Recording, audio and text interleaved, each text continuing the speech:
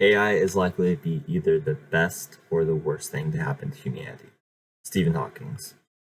Over the past several decades, the industry of machine learning and artificial intelligence has been booming and has been influencing our lives. It is therefore important to understand what machine learning is and how it is working in our lives today. Today, we're going to be looking at what machine learning is. We'll be going over a couple types of machine learning. And lastly, we'll be checking out its applications in our lives today. So first off, what is machine learning? One expert, Daniel Fagella, would define machine learning as follows. Machine learning is the science of getting computers to learn and act like humans do and improve their learning over time in autonomous fashion by feeding them data and information in the form of observations and real-world interactions. Machine learning is a subcategory of artificial intelligence, and it consists of several different algorithms in order to solve problems and help the machine learn pieces of information to solve more problems. Best way to understand machine learning is to show some examples. So first example is the k nearest neighbor. This is an algorithm, and let's say we're given the situation. We feed the machine several pieces of data, orange dots and blue dots, and we plot them on this graph. And so as you can see, blue dots right top corner and orange dots in the bottom left hand corner. We're then feeding the computer a new piece of information, this white dot, and we're asked to classify it as a blue dot or an orange dot. Currently, this dot's kind of in the middle of the plot, so it's hard to tell what it is, whether it's a blue dot or an orange dot. And so what k nearest neighbor does is it basically would draw a circle around this piece of data, and then it would check to see what other data points fall within this circle and also the frequency that they fall in the circle. And based on these criteria, it can classify a piece of data as an orange dot or a blue dot. Another example of machine learning is Q learning. Q stands for quality. And so this is basically a machine is given a specific task, and there's several different choices it has to make. The machine will assign various values of rewards for making certain decisions. And based upon these pieces of data, it will plug all of this into a Q function, which will then find the best way to proceed, what will be the most rewarding outcome. So there's several different types of machine learning. These are the three most important ones I found. First off, we have supervised machine learning. One writer really defines supervised machine learning very well. It's David Fumo, and he says, "Here the human experts act as the teacher, where we feed the computer with training data containing the input predictors, and we show it the correct answers output. And from the data, the computer should be able to learn the patterns." So we feed it a bunch of data. Here's a picture. This is a cat. Here's another picture. This is a dog. And it will learn these patterns. And then we give it a new picture. And then we ask, okay, is it a cat or a dog?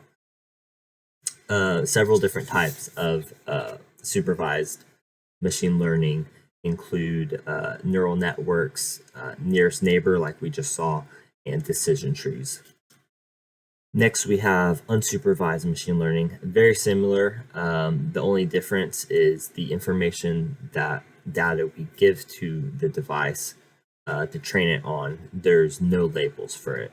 So we're given a bunch of data and we're basically asking the machine to find different patterns. Super helpful because the naked eye can't always see patterns in large pieces of data, and so this unsupervised machine learning is helpful for finding patterns and organization within data. There's several different types of unsupervised machine learning. The main categories are clustering and association, and specifically within clustering, we have k-mean, Gaussian mixture model, and hierarchical clustering. Lastly, we have reinforcement learning. This is probably the most easy to understand. It's literally basically just trial and error. There's a specific task at hand, and the computer will just try all the different possibilities to find what is more efficient. And so Q learning, like we just saw, is an example of reinforcement learning. And there's another type called Markov decision process. All right, let's move on to some of the applications. So some of the applications that I want to list are first, custom preferences. By this, I mean companies such as Google who take all your different search results and use those to help you find more relevant information. A great example in Google would be YouTube. You look at a whole bunch of videos about cars, then it'll start feeding you more relevant information about cars and help you get more information that you want.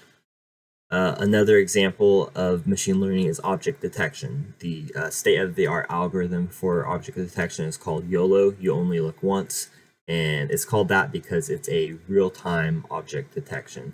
So you can hook up a video, and in real time, the video will go through and it'll tell you where different objects are on the screen. So there's a dog, there's a cat, there's a person, there's a car. So it identifies objects and classifies them. Another thing with object detection is facial recognition. A lot of our phones nowadays can recognize your face and help you unlock your phone a lot quicker. There's also some softwares that will identify emotions. It'll analyze your face and tell you whether you're like sad or happy or angry. Lots of cool stuff. Last and probably most important field of machine learning, because it saves lives, is the medical field. One writer writes about this company, Kensai, and they're doing a lot of really cool stuff. And he says, quote, "Kensai helps caregivers predict which patients will get sick so they can intervene early, saving money and potentially lives.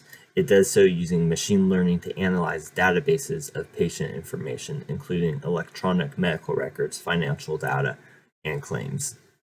So as we can see, very important. Lives are being saved because we're able to analyze data and see trends in how people's health are and how they behave. So now we've covered several different things. We've looked at what is machine learning. We've covered several different types of machine learning. And lastly, we've seen some applications. As the years progress, artificial intelligence and machine learning are growing more and more, and they're becoming more and more a part of our lives. And so it's really important to understand a little bit about what is machine learning and how it's affecting our lives. That's all I have for you today, so thank you for your time.